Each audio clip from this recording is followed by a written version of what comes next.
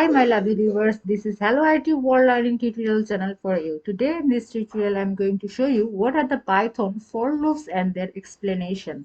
So what is that? Actually a for loop is used for iterating over a sequence that is either a list, a tuple, a dictionary, a set or a string. Now go for the practice. So here company is a list that contains three strings, Apple, IBM as well as the Microsoft. For loop sections for X in company initiate a loop that iterates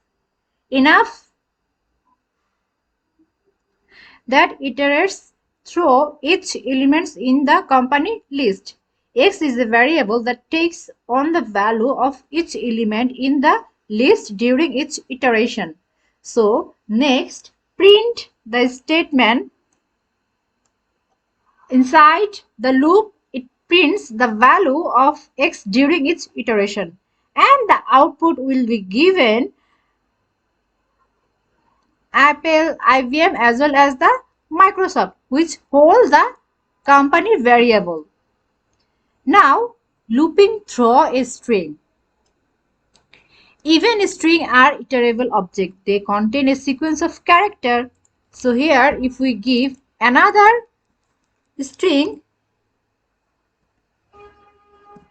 see, it will show the different character. Now the break statement. What is? With the break statement, we can stop and loop before it has looped through all the times. That means if we declare x is equal to IBM, right? IBM is the second position hold. Then if we write the break keywords, then it will break till strings. That's why it will print only the first and the second strings. What have? These have Apple as well as the IBM. See, it's print only the Apple and the IBM. Now exit loop when X is IBM. That means if we press the print section after completing or writing the break keywords, then we write the print, then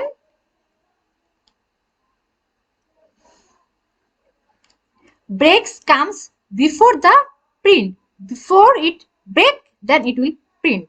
That means till IBM it will print and break from the IBM and print only before the strings letters or strings word.